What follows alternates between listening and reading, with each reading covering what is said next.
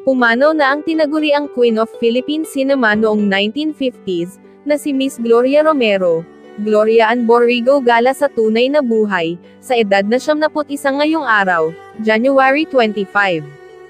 Ang aktres umano na si Lovely Rivero, ang unang nag-post sa kanyang Facebook account, na Lovely Rivero II. Mababasa ang caption sa mga larawan ni Miss Gloria, na, "Rest well, our movie queen, Tita Gloria Romero. Praying for the repose of your soul, and for strength for Marites Gutierrez, Chris, and the whole family, during this very difficult time." Samantala, naglabas na rin ang pamilya ng veteran actress, at movie icon ng official statement, sa pamamagitan ng social media post ng kanyang anak, na si Marites Gutierrez.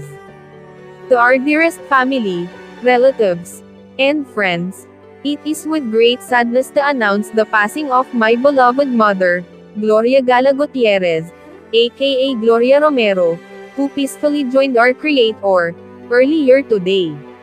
In this time of loss, our family deeply appreciates the support, prayers, sympathy, all the lovely messages, and heartfelt condolences that we've received. She will surely be missed dearly, saad ng kanyang nag-iisang anak. Trending na ang nasabing post ni Lovely, na umabot na sa 284 na shares, at nasa 733 naman ang engagements. Samantala, matatanda ang noong February 29, 2024, ay binigyan ng post-birthday celebration at tribute si Miss Gloria, na nooy edad 70, December 16, 1933, ng kanyang mga kasamahan sa industriya, na ginanap sa Manila Hotel. Ang nasabing pagtitipon, ay inorganisa ng kaibigan, at itinuring na kapatid niyang si Miss Daisy Romualdez, at successful ang nasabing event, dahil dinaluhan ito ng all walks of life na nakilala ni Miss Gloria, sa ilang dekada niyang pamamalagi sa industriya. Nabanggit pa noon ni Miss Daisy, na noong nagplano siya ay marami ang natuwa at handang tumulong para sa pagtitipong ito, para kay Miss Gloria Romero, bilang icon of Philippine cinema.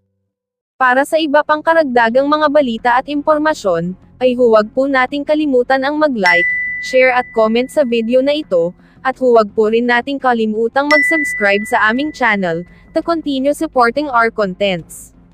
Maraming salamat po sa inyong panonood, at naway tangkilikin po ninyo ang aming YouTube channel.